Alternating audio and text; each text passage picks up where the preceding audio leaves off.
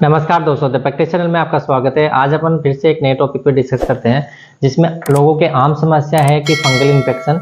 तो fungal infection पे आज अपन डिस्कस करते हैं। फंगल इन्फेक्शन में आपने देखा होगा कि लोग स्टेरॉइड ट्यूब यूज कर लेते हैं और उस टाइम तो उनको रिलीफ मिल जाता है, लेकिन कुछ टाइम बाद में वो वापस हो जाते हैं।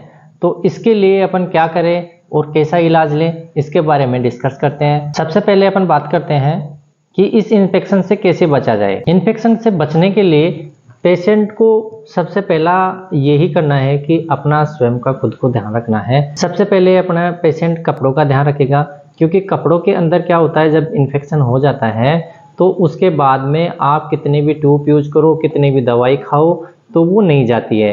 तो अपन को ये सबसे मेन और सबसे इम्पोर्टेंट बात है कि अपने कपड़ों का ध्यान रखना है, कपड़ों को वॉशिंग करना है।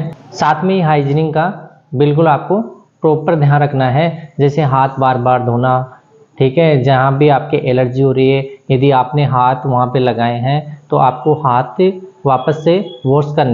यदि आप हाथ वॉश नहीं कर रहे और बार बार खुजली कर रहे हो तो अपने नाखूनों के अंदर जाने से भी ये समस्या ज़्यादा से ज़्यादा फैल सकती है, और जहाँ भी अपन हाथ लगाएंगे वहाँ वैसे दाग वगैरह बनते रहते हैं और शरीर में फैलते रहते हैं। तो आप स्क्रीन पे देख रहे होंगे कि कई पेशेंट अपने पास में फंगल के आए हैं और वो ठीक भी होके गए हैं।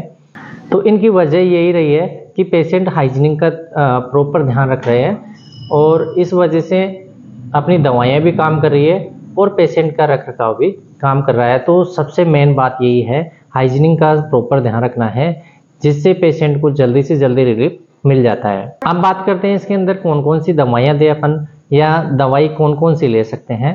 तो दवाई के लिए कैसा भी ये फंगल इन्फेक्शन हो, दाद वगैरह हो, आपको सबसे पहला यही ध्यान रखना है, स्टेरॉइड वगैरह यूज नहीं करना है। यदि आपने स्टेरॉइड वगैरह यूज कर लिए एक बार, तो आपको फिर स्टेरॉइड ही देना पड़ेगा, नहीं तो वो इलाज असंभव हो जाता है। तो कुछ दिन उसको स्टेरॉइड ट्यूब वगैरह भी या स्टेरॉइड टेबलेट वगैरह भी देनी पड़ती है। तो सबसे पहले अपन को यही ध्यान रखना है कि अपन को स्टेरॉइड ट्यूब वगैरह या टेबलेट वगैरह यूज में नहीं लेनी है, या अपने डॉक्टर की सलाह के बिना कोई भी दवा यूज में नहीं लेनी है। आपको एक बार डॉक्टर को दिखाकर उनकी सलाह जरूर लेनी है, उसके बाद ही टेबलेट या ट्यूब वगैरह यूज करनी है। कई लोग वीडियो को देख के भी मतलब वो समझते हैं कि अपने भी यही बीमारी है और वो दवाई ले लेते हैं। तो उनको भी मैं यही कहना चाहूँगा कि एक बार राय जरूर ले, या अपने फोटोज़ वगैरह डॉक्टर को शेयर करके एक बार उनसे पूछे और फिर दवाई उस हिसाब से चलानी है।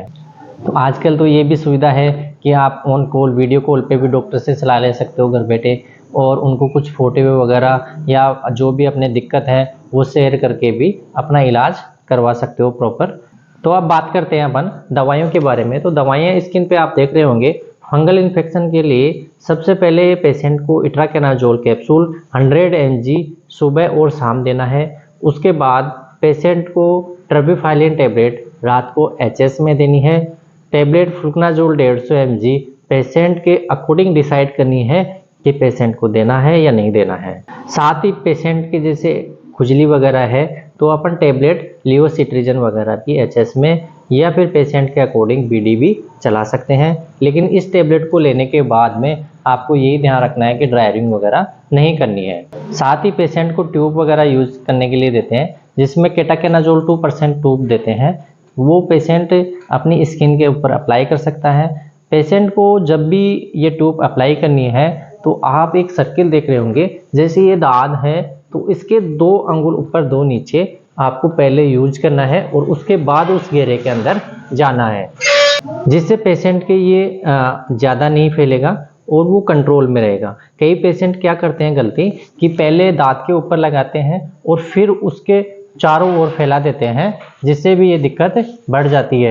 अब बात करते हैं पेशेंट को कैसी कैसी चीज़ें खानी चाहिए या नहीं खानी चाहिए। तो पेशेंट यदि परहेज कर रहा है तो उसको खट्टा और मीठे से परहेज करना है। बाकी वो परहेज नहीं कर रहा है, पहले से ही वो तो खा रहा है, तो उसको नॉर्मल चीज़ें खा लेनी चाहिए। ऐसा कुछ नहीं है कि उसको परहेज करना है।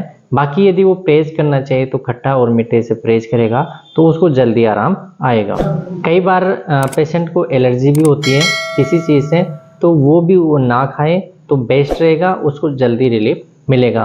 तो आपको ये सबसे मेन बात है कि आपको ध्यान रखना है, जो भी चीज़ आपको एलर्जी करती है वो आपको नहीं खानी है। अब जो अपन बात करने जा रहे हैं या डिस्कस करने जा रहे हैं वो पेशेंट के हाइजीनिंग पे है। वो अपन ने पहले भी बात की है, लेकिन पेशेंट को अच्छे से समझाना है। अंडरगारमेंट्स और अपने कपड़े को धोना है और डेटॉल वगैरह यूज में करने हैं। तो ये पेशेंट को सबसे मेन बात है कि ये समझाना है, वो फंगल कपड़ों का यूज ना करें। धन्यवाद।